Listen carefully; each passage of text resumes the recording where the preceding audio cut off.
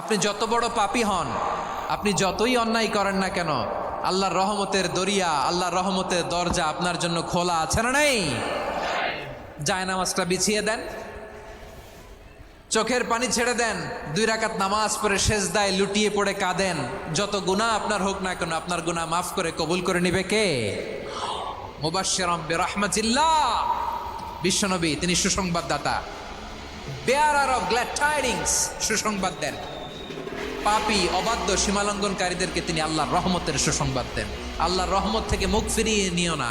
তিনি যে কত দয়ালু, তিনি যে তোমারে কত ভালোবাসে তুমি জানোই না। আমি আমাকে যত বেশি ভালোবাসি তার চেয়েও আমাকে বেশি ভালোবাসে কে? সবাই বলে নাই, বুঝতে পারে নাই বোধহয়। আমি আমাকে যত বেশি ভালোবাসি তার চেয়েও আমাকে বেশি ভালোবাসে কে? আমার মাতা পিতা আমাকে যত ভালোবাসে তার চেয়েও আমাকে বেশি ভালোবাসে কে? আমার প্রিয়তমা স্ত্রী আমাকে যত বেশি ভালোবাসে তার চেয়েও আমাকে বেশি ভালোবাসে কে? আবার আমরা যখন দোয়া পড়ি, আমরা পড়ি রব্বানা আতিনা ফিদ দুনিয়া হাসানাতাও ওয়া ফিল আখিরাতি হাসানাতাও ওয়া কিনা আযাবান নার। আল্লাহ দুনিয়ার কল্যাণ দাও, আখিরাতের কল্যাণ দাও, জাহান্নামের আগুন থেকে বাঁচিয়ে দাও। পড়ে আমিন। ওয়া কিনা আযাবান নার মানে কি? আল্লাহ তুমি আমাদেরকে বাঁচাও আগুনের শাস্তি থেকে।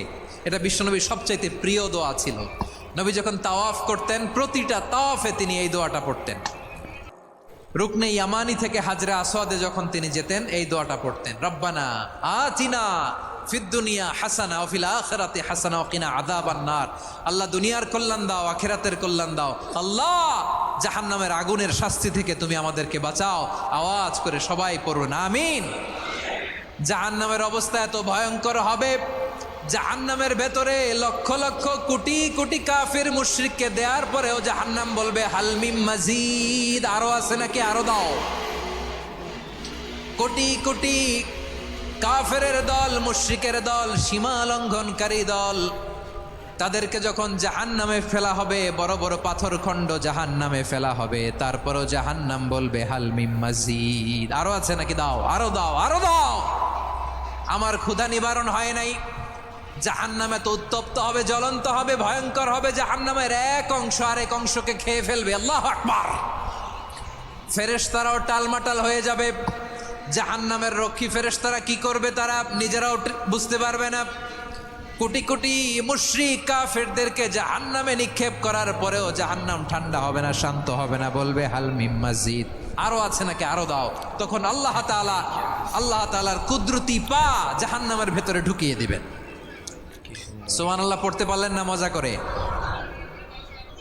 কোনো কিছুতেই যখন জাহান্নামকে শান্ত করা যায় না, আল্লাহ তাআলা তার কুদরতি পা জাহান্নামে ঢুকিয়ে দিবেন। দেওয়ার সাথে সাথে জাহান্নাম থেকে আওয়াজ আসবে, কত কত বিইজ্জাতিকা ওয়া বিকদরিক, আল্লাহ বিইজ্জাতিকা ওয়া বিকারামিক, আল্লাহ আপনার ইজ্জতের কসম, যথেষ্ট হয়েছে, এনাফ এনাফ, আর লাগবে না। সুবহানাল্লাহ বলেন। ওই ভয়ঙ্কর জাহান্নামে আমরা যেতে চাই কেউ? আমরা সব সময় ওই জাহান্নাম থেকে আল্লাহর কাছে পানাহা চাই। আওয়াজ করে বলেন ঠিক কিনা? বিশ্বনবী সব সময় আল্লাহর কাছে আল্লাহর জান্নাত চাইতেন, আল্লাহর জাহান্নাম থেকে পানাহা চাইতেন। তিনি বলতেন আল্লাহুম্মা ইন্না নাসআলুকাল জান্নাতা ওয়া নাউযু বিকা মিনান নার। আল্লাহ তোমার কাছে জান্নাত চাই, তোমার জাহান্নাম থেকে পানাহা চাই। বিশ্বনবী সাল্লাল্লাহু আলাইহি ইসলামের জীবনী, ওনার বায়োগ্রাফি নিয়ে কথা বলাটা দুষ্কর, কারণ এটার কোনো শেষ নাই, কুল নাই, কিনারা নাই, বিয়ন্ডলেস, বাউন্ডলেস, বটমলেস। সুবহানাল্লাহ বলেন। কারণ তিনি তো এমন নবী যিনি হ্যাঁ বললে এটা শরীয়তে হালাল হয়ে যায়,